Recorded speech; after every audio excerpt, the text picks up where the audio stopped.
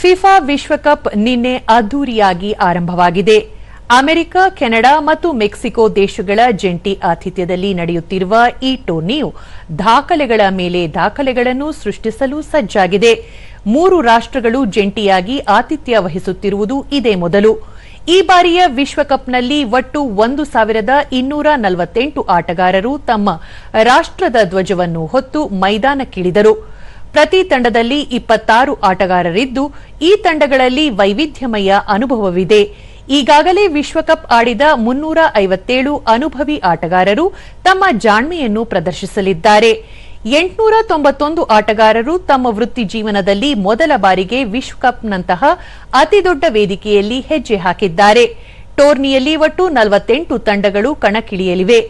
ಒಟ್ಟು 38 ದಿನಗಳ ಕಾಲ ನಡೆಯುವ ಈ ಕ್ರೀಡಾಕೂಟದಲ್ಲಿ 104 ಪಂದ್ಯಗಳು ಜರುಗಲಿದೆ. ಈ ಬಾರಿಯ ವಿಶ್ವಕಪ್ ಕ್ರೀಡಾ ಜಗತ್ತಿನ ಅತಿ ದುಬಾರಿ ಟೂರ್ನಿಯಾಗಲಿದೆ. 2026ರ ವಿಶ್ವಕಪ್ ತಂತ್ರಜ್ಞಾನದಲ್ಲಿ ಹೊಸ ಕ್ರಾಂತಿಯನ್ನೇ ತಂದದ್ದು ಫುಟ್ಬಾಲ್ ಆಟದಲ್ಲಿ ನಿರ್ಧಾರಗಳ ವಿವಾದಗಳನ್ನು ತಗ್ಗಿಸಲು ಕೃತಕ ಬುದ್ಧಿಮತ್ತೆ ಎಐ ಅನ್ನು ಅಳವಡಿಸಲಾಗಿದೆ.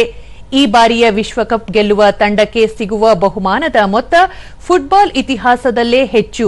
ಒಟ್ಟು ಬಹುಮಾನದ ಮೊತ್ತ $871 ಮಿಲಿಯನ್, ಅಂದರೆ ಸುಮಾರು 83,000 ಕೋಟಿ ರೂಪಾಯಿ ಘೋಷಿಸಲಾಗಿದೆ.